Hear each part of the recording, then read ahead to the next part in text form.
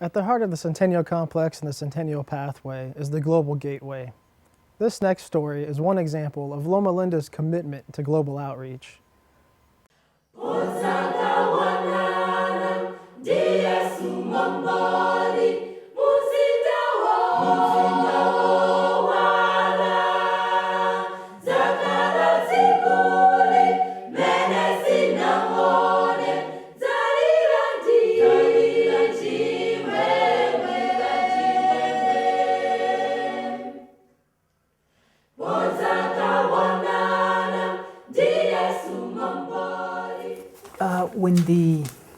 At first, when we told the mothers to say that, yes, you are HIV positive, but there's a program in our hospital whereby we can prevent this baby from getting this HIV. At first, they could not understand. They said, I'm HIV positive.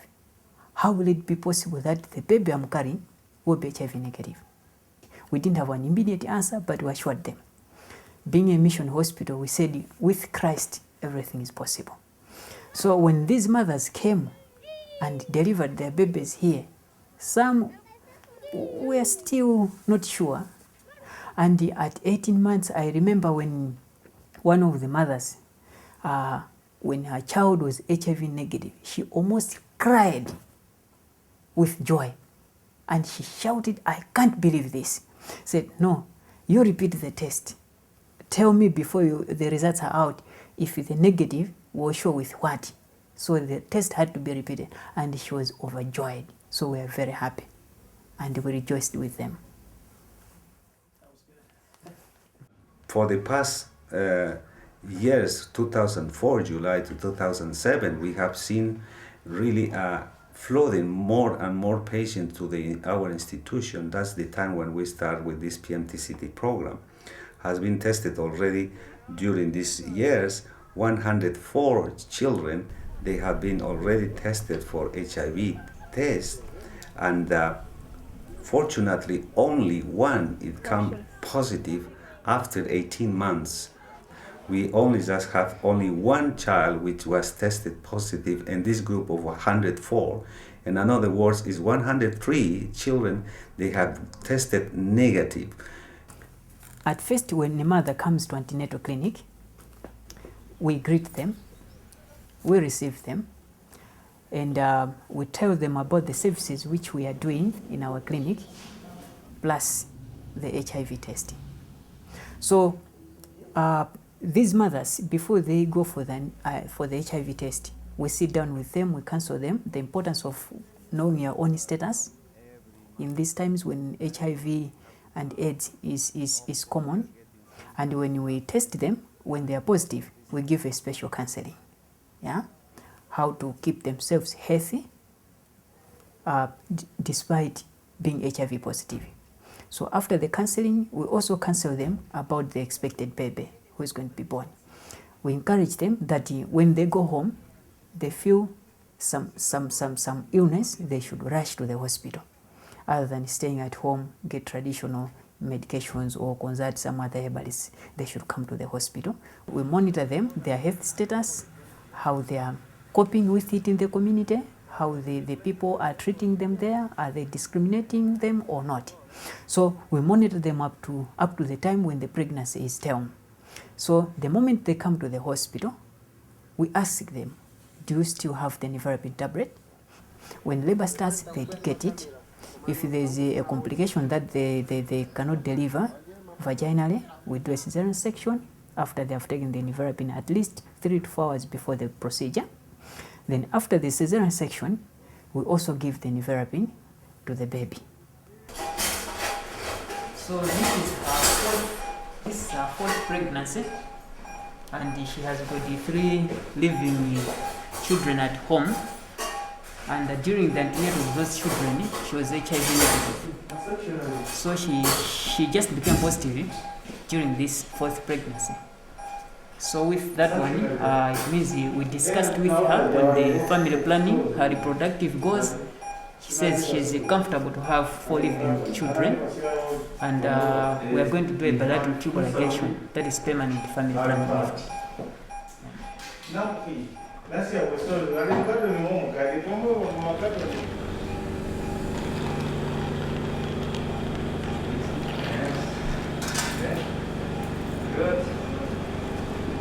It's out.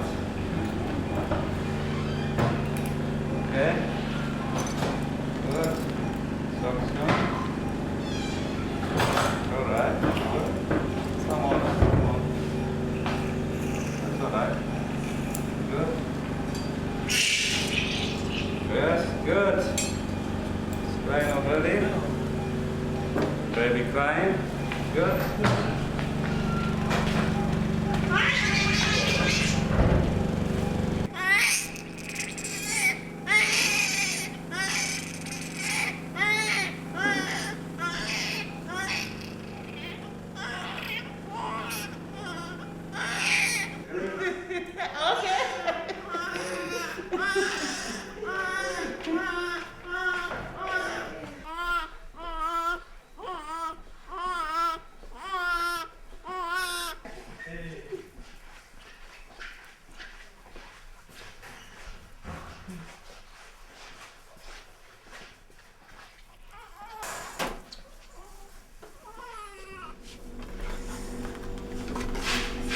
This is nevirapine syrup that we give to the babies that are born from HIV-infected mothers. So when the baby is born, we give 0.6 mils of this syrup to the baby before 72 hours after delivery. Yeah. So when the baby is given this nevirapine, we'll try as much as possible to suppress the virus to prevent it from multiplying.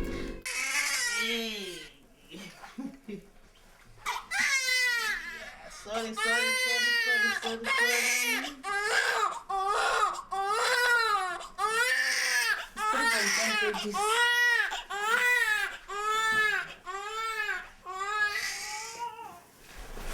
So here's our patient. We did the cesarean section last night. The one who is on the BMTCT program. Usually what we do on day one, post-operative, we check on the wound, how it is. And also we have to make sure that the abdomen is okay, it's not distending, which tells us that the suturing which we did it quite well. So,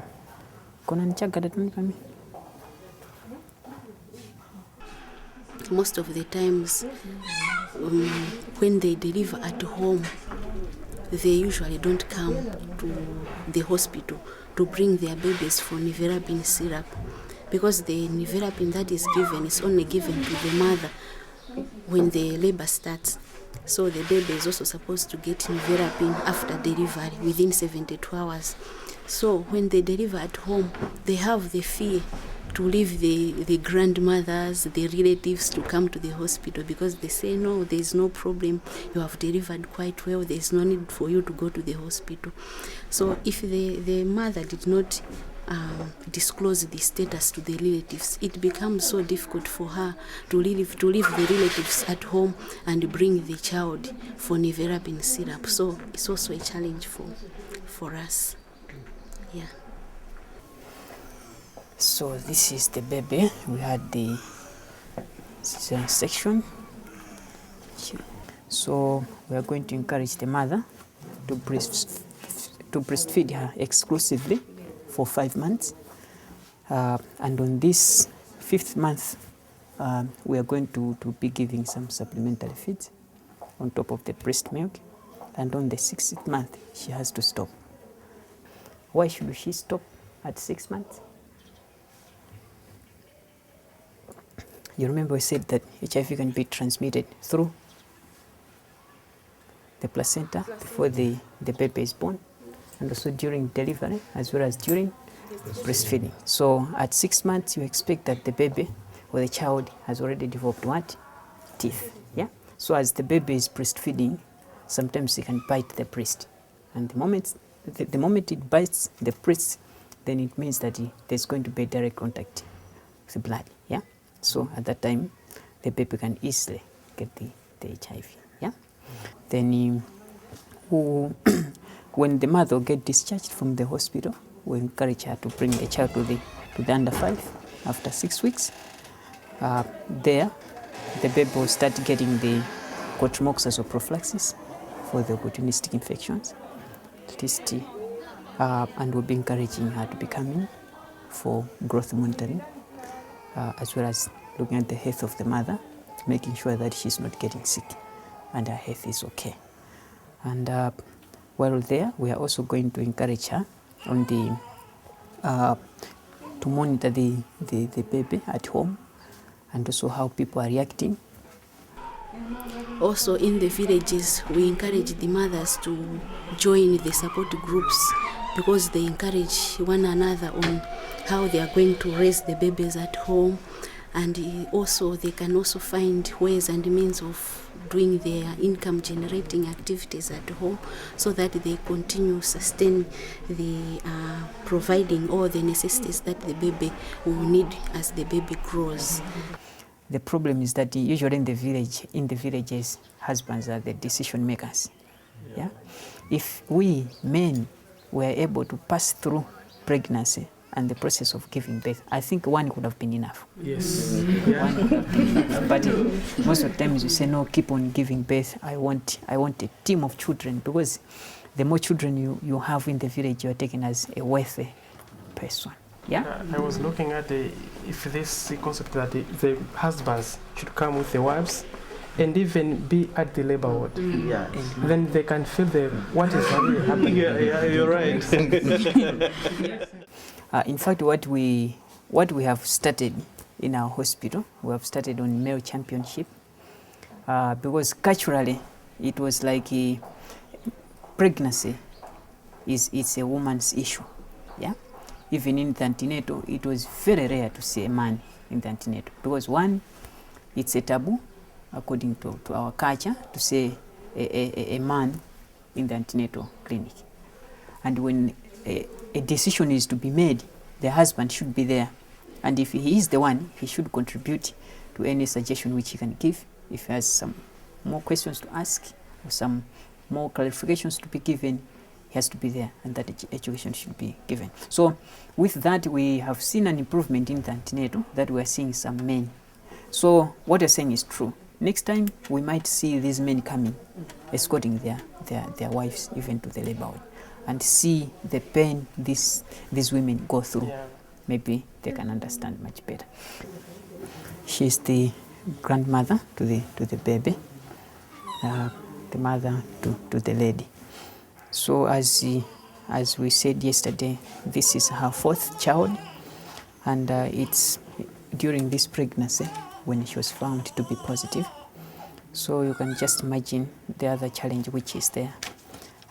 If she dies, it means that the granny is the one who is going to take care of the child as well as the other children. So looking at the socio-economic status, it's a big problem. That's why it's becoming difficult to take care of orphans here in Malawi, because you find out that those people who could have taken care of the children are the ones who are dying, and it's the old people who are remaining who can't afford to manage take care of these children. Yeah. Tatokoza kuti munakasambisa mwanati palivuto litosingati ayet akusekerera ari mamona akusekerera eya jalati mene. We are all happy that these children are HIV negative, but we still have a challenge ahead. The greatest challenge which we have is that their mothers are HIV positive. They may die anytime. And these babies or these children, we know that they are potential orphans. Then what next? They may need support. Then where will that support come from?